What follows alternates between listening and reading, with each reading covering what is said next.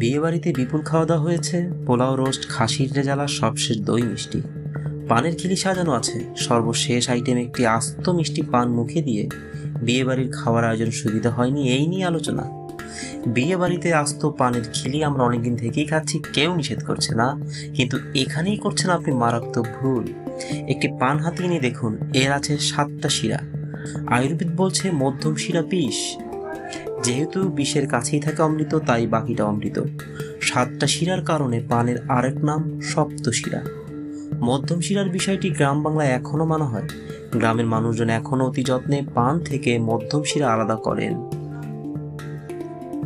প্রাচীন বইপত্র থেকে জানা যাচ্ছে প্রায় 3500 বছর ধরে পানের ব্যবহার। পান পাতা শত শত বছর ধরে ঐতিহ্যবাহী চিকিৎসায় ব্যবহৃত হয়ে আসছে। এর অনেক স্বাস্থ্য উপকারিতা রয়েছে। কিছু উপকারিতা সম্পর্কে এখন আলোচনা করা হচ্ছে। পান পাতা হজম শক্তি উন্নত করে এবং গ্যাস্ট্রিক, কোষ্ঠকাঠিন্যের সমস্যা দূর করে। পান পাতা চিবালে মাড়ি শক্ত হয় এবং মুখের দুর্গন্ধ দূর হয়। পান পাতার প্রদাহরোধী ও জীবাণুনাশক গুণ রয়েছে, যা ক্ষত বা সংক্রমণ সারাতে সহায়ক। ঠান্ডা, কাশি ও হাঁপানির লক্ষণ কমাতে পান পাতা ব্যবহার হয়। পানের রস মাথায় মাখলে উকুনের উৎপাত শেষ, একবেলা মাখলেই শেষ হয়ে যাবে।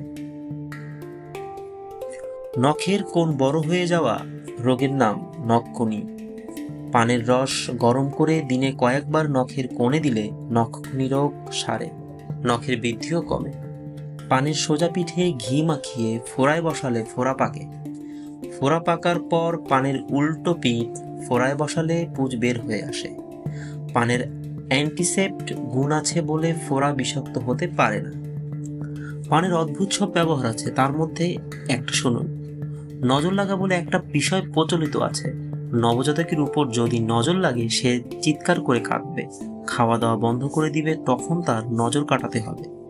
কাজটা করা হবে 2টা পান পাতা দিয়ে। সরিষার তেল মাখিয়ে পাতা দুটো শিশুর মাথা থেকে পা পর্যন্ত টানতে হবে এবং টানার সময় যাদের নজর লেগেছে বলে সন্দেহ করা হচ্ছে তাদের নাম বলতে হবে। এরপর পান পাতা আগুনে পোড়াতে হবে। যদি ঠাস ঠাস শব্দ হয় তাহলে বুঝতে হবে নজর লেগেছিল, এখন নজর কাটলো।